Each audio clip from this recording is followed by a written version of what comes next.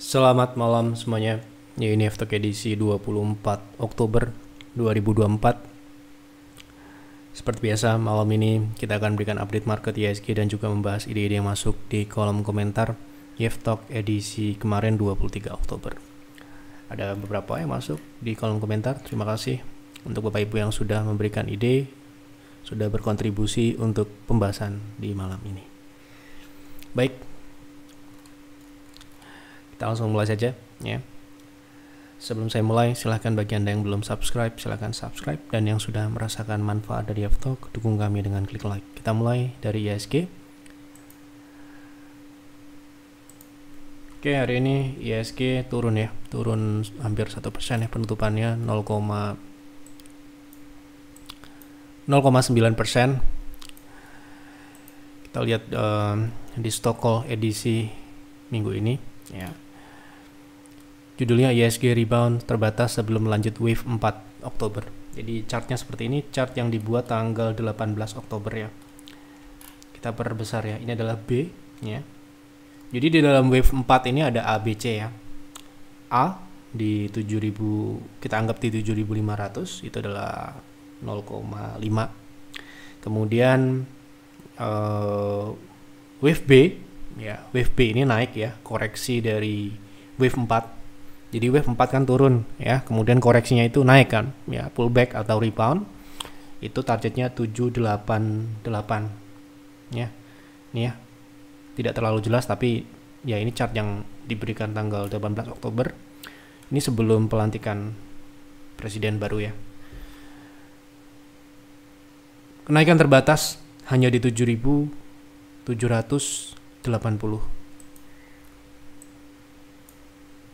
ya. Sekali lagi 7.800 ini adalah target ya, hampir tidak pernah tutup di atas 7.800 ya, 7.780 ya. Jadi tidak lebih dan tidak kurang, memang itu adalah target. Makanya kita tidak berikan update karena ya tidak ada perubahan. Ya, semoga Bapak Ibu bisa memanfaatkan wave B naik yang kecil ini, mungkin bisa untuk perampingan portofolio yang mungkin portofolio yang terlalu banyak sahamnya ya, bisa dikurangi jumlahnya ya, lebih diutamakan ke kualitas gitu ya, jangan kuantitas. Kemudian untuk yang tidak memiliki cash on hand sudah ditingkatkan sehingga ketika ISG turun Anda memiliki amunisi yang cukup ya. Nah, wave 4 ini masih berjalan sesuai dengan yang kami sampaikan di Stockholm beberapa kesempatan, beberapa minggu ini ya, dan F-Talk yang sudah kami sampaikan juga, jadi mengarah ke bawah ya. Terdekat akan menguji 7.500 lagi ya. 7.550 ini mungkin akan diuji kembali dalam beberapa waktu ke depan. Dan nanti ya kemungkinan bisa berlanjut hingga 7.370 karena itu adalah 0,618 dan juga merupakan gap, sebuah gap proses support gap ya.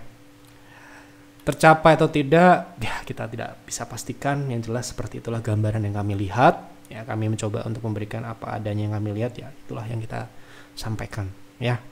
Kalau ISG tidak kuat naik lebih dari wave B tepat di 7.800 ya, itu adalah kebetulan saja ya, memang itu kira-kira di situ aja gitu ya.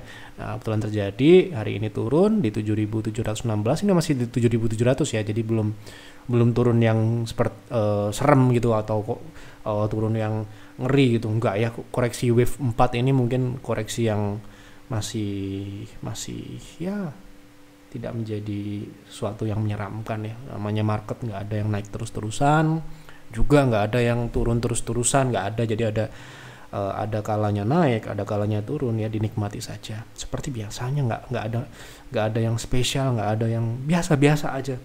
Kami sudah menjalin lebih dari 10 tahun, saya ya lebih dari 10 tahun naik dan turunnya market sudah kita lewati ya, biasa-biasa aja sampai dengan hari ini ya, nggak ada yang gimana-gimana gitu ya. Jadi saya selalu mengingatkan untuk Bapak Ibu untuk menjaga emosi, menjaga psikologi Jangan sampai karena market Anda stres, jangan sampai karena market Anda sakit ya. Karena ya market seperti itulah, yang naik dan turun itu hal yang wajar dan biasa aja. Ya. Oke, jadi sementara ini seperti itu untuk ya. Oh ya lupa, mungkin minggu depan saya libur ya untuk Gift Talk karena saya harus keluar kota mengunjungi orang tua di Jawa Timur. Mungkin Gift Talk lagi baru di awal bulan November ya. Nah, untuk member Anda bisa konsultasi ke advisor. Mereka pastinya jawabannya akan lebih baik dari jawaban saya ya. Jadi jangan ragu untuk berkonsultasi sesuai dengan layanan yang Anda ikuti ya. Jadi bagi Anda yang mungkin masih pengen join layanan kami yang sesuai dengan kebutuhan ya, Pierce dan Bulls Hunter masih ada satu untuk sampai dengan saat ini. Silahkan Anda, link ada di deskripsi. Kalau Anda mau silahkan Anda ambil.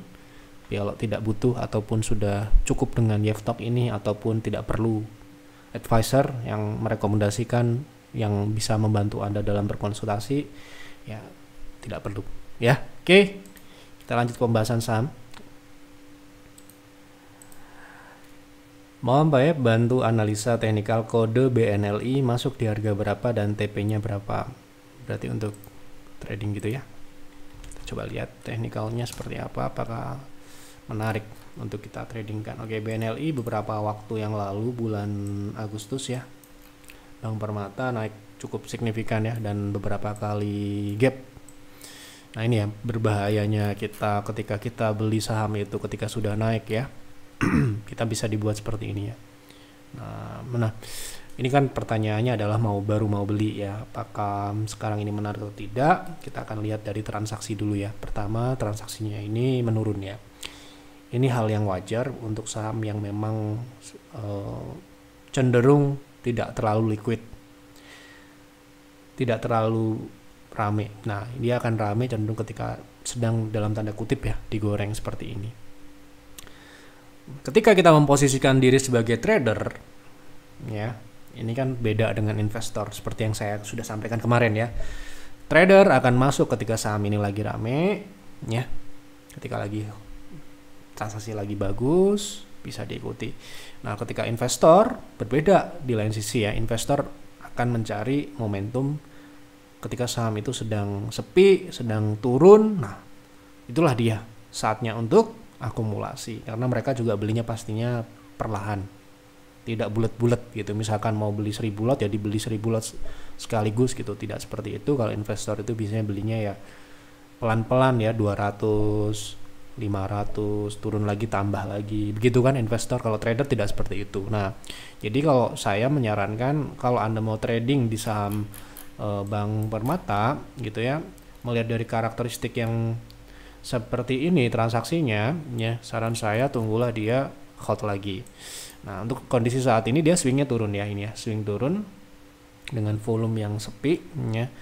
Jadi saran saya tunggu transaksinya ini cukup meningkat gitu ya. Jadi level yang Anda bisa perhatikan ya di 1100 ya, mungkin ketika saham ini bisa balik ke situ perkiraan saya akan lebih baik secara teknikal karena ini swingnya swing turun ya, bisa aja dia balik lagi ke 900-an gitu ya. Jadi untuk mengkondisikan saham ini menjadi layak untuk kita tradingkan itu harus kita perhatikan volume transaksinya dulu. Ketika saham ini memang masih sepi, yang kita lakukan adalah memantau terlebih dahulu atau wait and see dulu sampai dengan saham ini mulai ada pergerakan yang menarik dan diikuti dengan volume transaksi yang ada yang meningkat ya gitu. Jadi saat ini tunggu dia balik ke atas 1100 gitu. Saat ini dia sedang swing turun ataupun konsolidasi. Nah, nanti kalau dia bisa berhasil naik ke situ, kemungkinan besar itu ya kecenderungannya lebih akan menarik dengan potensi yang cukup tinggi. Dimana saham ini kalau sudah sedang rame atau sedang panas dalam tanda kutip ya, digoreng gitu ya, saham ini bisa lompat gitu ya, lompat kodok bahkan ini ya, bisa lompat tiba-tiba jatuh. Nah itu ya, jadi ketika sudah terjadi klimaks kenaikan ya, Anda juga jangan terlena gitu ya, karena tujuan Anda adalah trading jangka pendek. Jadi jangan sampai Anda merubah plan di tengah jalan seperti ini. Kita beli, kemudian sahamnya naik, terus sahamnya besoknya turun lagi. Aduh, investasi aja deh gitu. Tidak boleh seperti itu. Trading ya trading, invest ya invest gitu ya. Ini mungkin yang bertanya ini sudah tahu ya, tapi mungkin penonton yang lain mungkin belum tahu. Jadi kalau ketika kita menghadapi sebuah saham itu seperti itu, kita harus analisa karakteristiknya, kemudian seperti kondisi saat ini cocok atau tidak, ideal atau tidak untuk kita tradingkan gitu ya. Ketika kita merekomendasikan di private trading room pun kita sudah melakukan wait and see dulu gitu, melihat, mengobservasi, melihat dulu saham-saham yang lain apakah sudah cukup atau tidak untuk kita beli, untuk kita rekomendasikan gitu ya. Jadi tidak ujuk-ujuk ngelihat barang bagus kemudian disikat gitu, tidak seperti itu. Kita tetap memantau dulu meskipun itu trading ya. Apalagi investasi lebih pelan lagi ritmenya. Jadi lebih lihat fundamental bagus, diawasi terus, diamati terus beberapa minggu bahkan beberapa bulan gitu ya, pergerakannya, transaksinya dan sebagainya. Oke, lanjut ya. Semoga terjawab apa yang ditanyakan. Malam Pak Yev, hari ini PANI turun cukup sadis. Di DevTalk sebelumnya TP-nya berada di 20.000. Apakah ini proses koreksi atau sudah pecah bubble-nya? Cukup sadis itu berapa? Sebanding atau tidak dengan kenaikan gitu kan? Kalau bubble itu pecah, itu kita ambil contoh ya Arto ya beberapa waktu yang lalu gitu ya.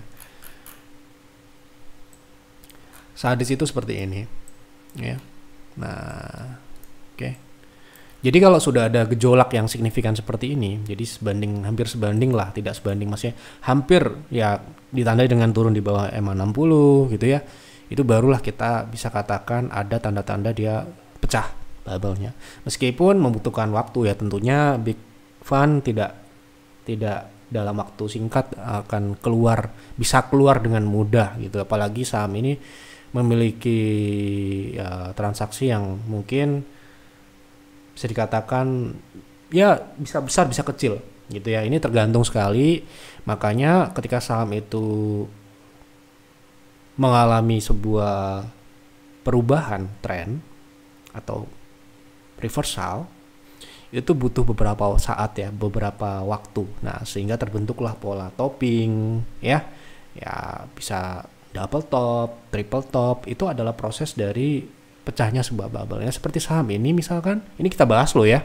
Ketika dulu kita juga sampaikan fundamental saham Arto ini di waktu itu. Di DevTalk juga ya. Nah, saham ini ketika turun seperti ini adalah bagian dari proses ya. Jadi harus hati-hati ketika sebuah saham itu turunnya melebihi EMA 60. EMA 60 ini bukan patokan pasti, tapi itu sebagai sebuah pertanda. Nah, sedangkan saham PANI ini masih sangat jauh.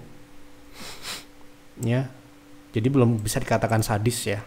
Belum sebanding dengan kenaikannya. Jadi kalau dia turun ke EMA 60 itu 29%, itu di 10.000.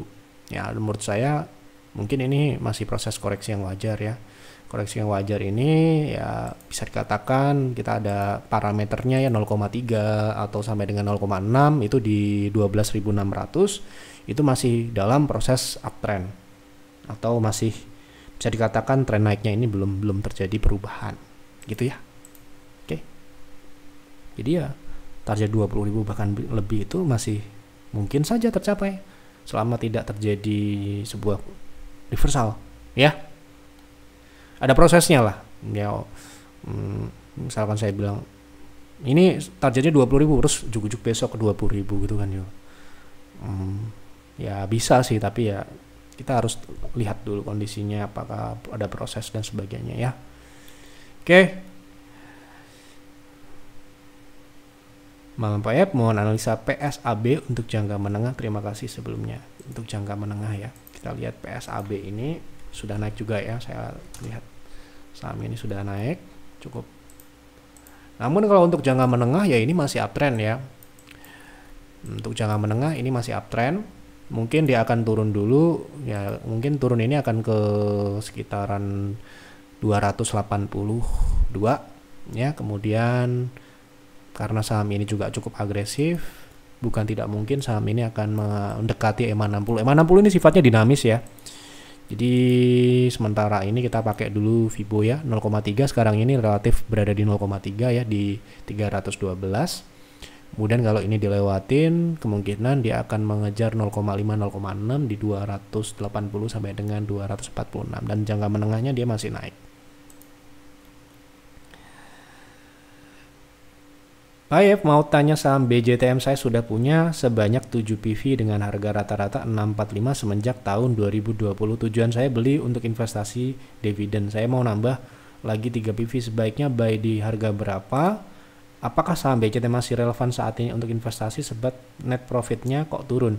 Jika sudah tidak cocok untuk investasi, sebaiknya saya sell on strength di harga berapa? Terima kasih buat ulasannya, semoga Pak Yef makin diberkati, amin.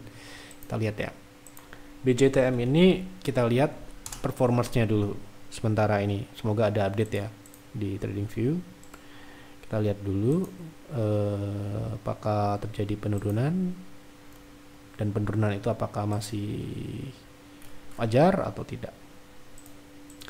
Kalau kita lihat penurunan terjadi ya, penurunan laba bersih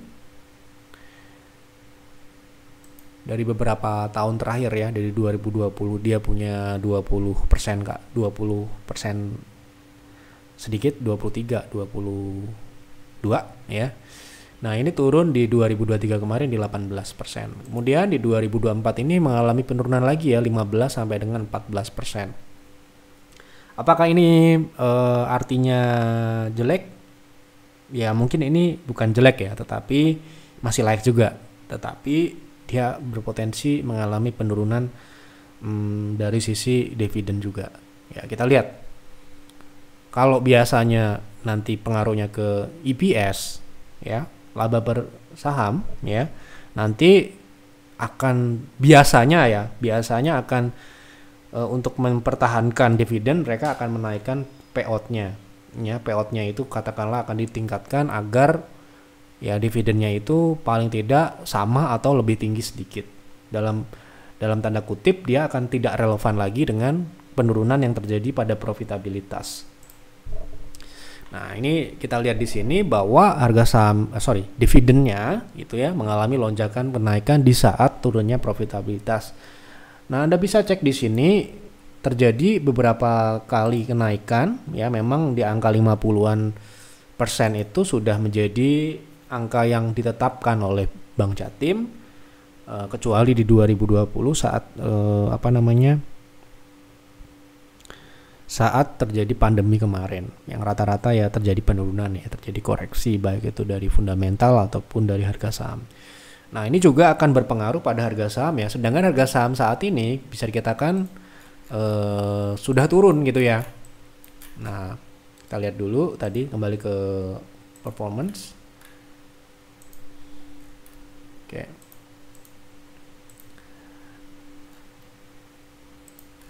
Nah, kita lihat di sini ya, terjadi penurunan earning per share. Jadi kalau kita lihat dari sini, kita bisa tahu bahwa kemungkinan jika tidak ada lonjakan payout atau tidak dinaikkan payoutnya, atau bisa dikatakan mempertahankan di 50%-an, itu kemungkinan besar dividen yang akan dibagikan ke depan itu tidak akan sebesar dividen yang sudah diberikan beberapa saat sebelumnya atau beberapa tahun periode sebelumnya gitu. Jadi kita harus menjaga ekspektasi. Nah, berarti ketika kita sudah punya posisi dan kita ingin menambah lagi, kita harus bisa beli sahamnya lebih rendah dari penurunan EPS-nya. EPS ini kan berhubungan dengan penurunan pertumbuhan dari laba ya. Nah, ini sayangnya kok nggak ada ya di sini ya. Biasanya ada ya, kalau kita lihat di sini itu turunnya berapa gitu. Nah, ini 97 ke 91 ya per lembarnya. Jadi itu sekitar ya, sebentar, saya nggak mau asal ngomong ya, saya hitung dulu ya, berapa persen kira-kira akan turun gitu ya. Jadi kita bisa tahu berarti nanti harga sahamnya kira-kira kita boleh beli di harga berapa gitu kan hitungnya ya. Jadi terjadi penurunan sekitar 6 per lembar ya.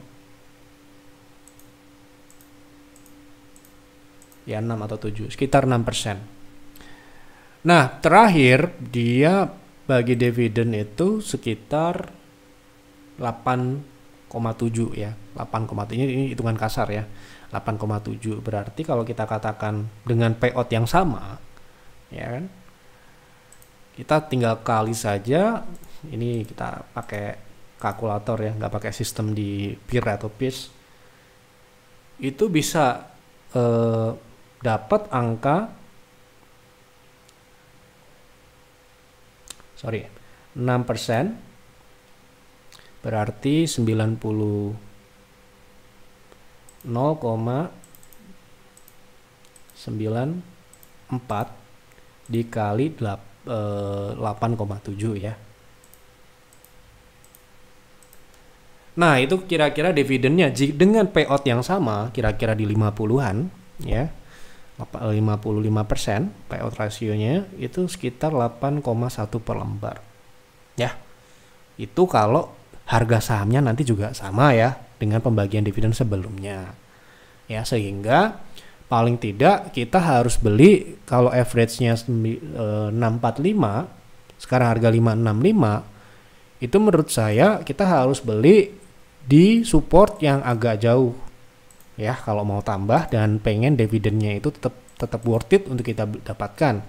Nah, yang memungkinkan saat ini terakhir dia membentuk di 500 ya. Jadi kalau Anda dapat di 530 sampai dengan 496, dividen terakhir di harga sekitar 600 ya, itu sudah cukup ya. Anda dapat harga saham yang lebih rendah 11% dari pembagian sebelumnya. Ya, jadi paling tinggi kalau Anda mau tambah itu 530. Sekali lagi, kalau Anda mau tambah. Ya. Misalkan, wah nggak turun ke situ nih Pak, gimana dong? Ya nggak usah nambah. Gitu kan? Oke, itu kalau Anda mau tambah. Lalu, wah Pak, ini labanya turunnya lumayan besar Kak, buat saya. Jadi saya kemungkinan akan pindah ke saham yang lain. Saya mau jual aja deh, gitu katakanlah. Anda mau jual, bisa jual secara teknikal. Anda bisa jual secara teknikal ya di 590 sampai dengan 640 di dekat-dekat harga dividen sebelumnya. Ya, gitu. Semoga tidak pusing ya. Ini sekali lagi saya pakai kalkulator ya. Kalau di peer ataupun peers mereka sudah punya ini sendiri ya. Mereka langsung masukin angkanya udah keluar proyeksinya. Gitu ya. Jadi mungkin kalau Anda member bisa konsultasi, mungkin angka yang didapat akan lebih akurat ya kan? Gitu. Oke. Mau dibahas potensi trading untuk saham LSIP. Terima kasih. Oke.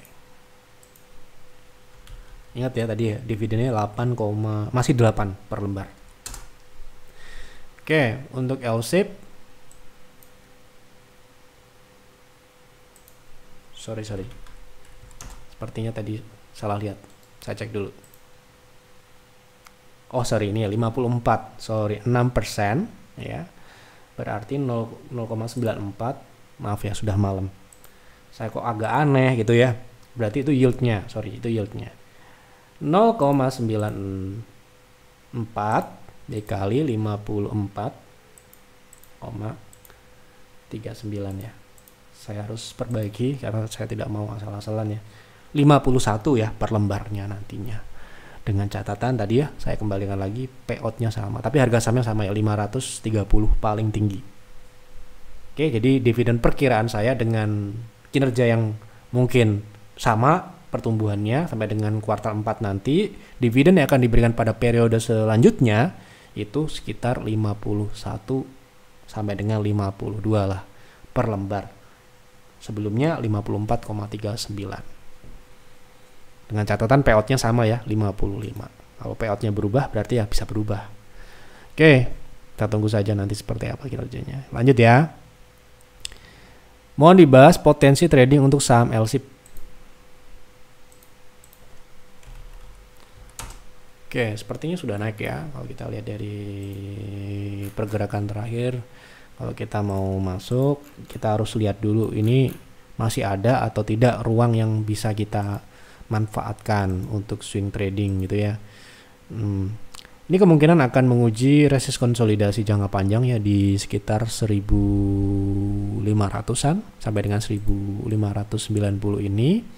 itu masih sekitar 26% lagi kira-kira. Namun sekali lagi ini risknya juga sudah besar secara teknikal. Risk secara teknikal itu sudah sekitar 18%.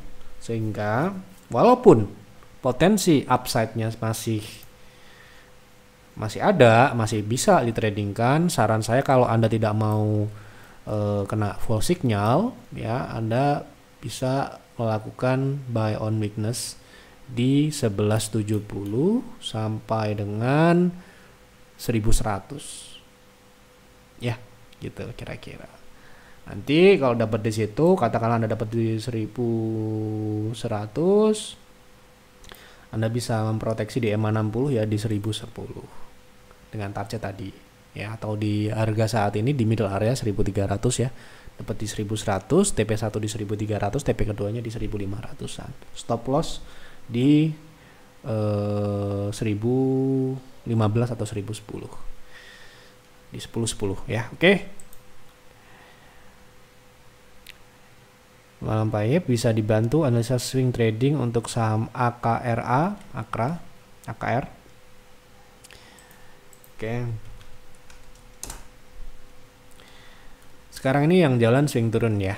Nah, sedang menguji support. Kalau rebound Anda bisa beli ya. Kira-kira kalau dia rebound dari 1400-an ini Anda bisa coba untuk swing dengan target di 1490. Ya, 1490 itu TP1, TP keduanya di 1555 dengan stop loss ketat di 1400 atau 1395. Oke, lanjut. Selamat malam Pak Yip, mohon analisa Toba untuk swing. Terima kasih, semoga sehat selalu. Oke. Untuk swing, oke, Toba saat ini mulai swing naik lagi ya. Walaupun sudah naik, Anda sudah bisa melihat di sini ada terbentuk sebuah swing higher low ya, yang mana ini bisa menjadi proteksi terdekat ya. Tapi ini berapa persen ya? Kita lihat dulu.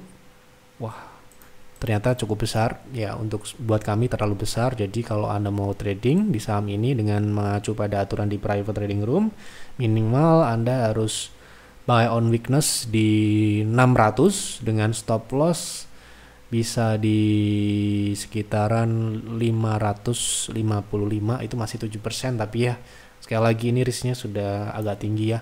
Dengan target kalau Anda dapat di 600, Anda bisa pasang di 700 sampai dengan 735. Nah, misalkan wah tidak memungkinkan untuk turun ke situ untuk mendapatkan risk teknikal yang bagus. Oke, nggak apa-apa, Anda bisa beli di harga saat ini, kemudian stop loss di 595.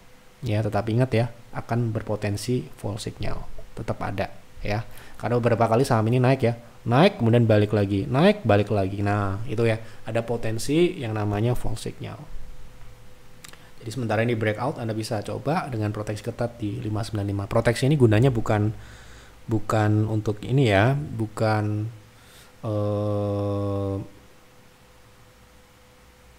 untuk mendeteksi saham ini swingnya naik atau turun ya, tetapi untuk membatasi risiko. Karena kalau turun ke situ pun masih bisa naik lagi nantinya. Nah, agar nanti kalau misalkan Anda ternyata kurang beruntung kemudian harga sahamnya balik ke 600, Anda harus stop loss ya, di stop loss. Nanti kalau dia sahamnya balik lagi, Anda bisa ikut lagi. Memang seperti itu. Anda bisa lihat, dipelajari naik dan turunnya ya.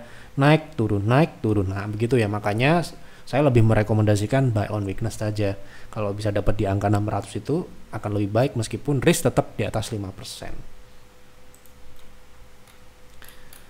Oke, lanjut ya. Mohon dibahas saham Adaro untuk swing trading, kira-kira take profit di kondisi sekarang bisa maksimal di berapa ya Pak? Terima kasih. Oke, kita lihat Adaro untuk swing di harga saat ini ya. Targetnya di berapa gitu ya. Nah, ini sayangnya memang swing turun ya. Wah, ini B ya. Untuk swing trading ya udahlah, kita nggak usah bahas untuk ABC-nya, itu jangka panjang. Untuk sekarang ini saran saya ya, karena ini swingnya masih turun, tunggu di minimal ya di 3580 sampai dengan gap 3520. Baru nanti di situ. Nah, targetnya karena ini kemungkinan peak dari B ya, Targetnya di 3.800-an ini sampai dengan 4.000 ya. Itu TP1, TP2-nya. Oke. Selamat malam Pak Yep, mohon bahas MTL untuk investasi. Sudah pernah saya bahas, like investasi ya. Anda bisa cari di Telegram, ya kan? Anda bisa cari di Telegram pembahasannya, ya. Jadi karena ya ini masih belum ada update kuartal 3, ya masih sama ya. Terakhir kita bahas ini, ya mungkin ini trading atau investasi sudah pernah saya bahas, saya ingat. Ya mungkin beberapa kali ya, Oktober tanggal 2 Anda bisa cek di situ. Kemudian Agustus ini juga kemungkinan masih sama, masih relevan ya. Oke. Baik, sudah saya bahas semua, semoga tidak ada yang terlewat, semoga tidak ada yang tidak terjawab dan Bapak Ibu bisa mendapatkan jawaban yang diharapkan. Tapi sekali lagi apa yang kami sampaikan di F-Talk adalah opini dan prediksi yang bisa benar dan bisa salah. Jadilah penonton yang cerdas, yang bijak, ya selalu cross check lagi, ya kalau Anda mau trading analisa lagi teknikalnya, buat trading plan. Apabila Anda ingin berinvestasi, ya periksa baik-baik bagaimana kondisi fundamental, hitung berapa pertumbuhan ke depan, bagaimana kira-kira bisnisnya ke depan. Ya, kondisi kesehatan keuangannya bagaimana, apakah berpotensi gagal bayar atau tidak, itu harus dilakukan sebelum memutuskan untuk berinvestasi. Jangan sampai setelah berinvestasi barulah dilakukan hal tersebut. Ini yang namanya kebalik ya. Jadi kita harus melakukan yang namanya analisa fundamental secara mendalam itu di awal. Jangan sampai dibalik ya, beli dulu baru dianalisa. Wah itu bahaya ya. Meskipun ya bisa aja profit pas Anda beli kemudian sahamnya naik, bisa aja, tetapi investasi kan tidak hanya bicara saham yang naik, tetapi kita bicara memegang saham yang memiliki masa depan yang baik, pertumbuhan yang baik, keuangan yang sehat. Kita bisa mendapatkan keuntungan di masa yang akan datang, jangan dalam jangka panjang tentunya ya. Begitu kira-kira yang dapat kami sampaikan di F-Talk malam ini. Sekali lagi mungkin beberapa kesempatan ke depan saya harus libur karena saya harus mengunjungi orang tua di Jawa Timur. Ya, mungkin nanti akan saya sampaikan kalau ada F-Talk lagi, pasti akan ada insya Allah. Ya, semoga diberikan kelancaran, diberikan kesehatan untuk kembali bisa membantu memberikan layanan secara gratis di F-Talk seperti sekarang ini ya. Demikian. Mohon maaf apabila ada kekurangan atau kesalahan. Selamat malam dan selamat beristirahat.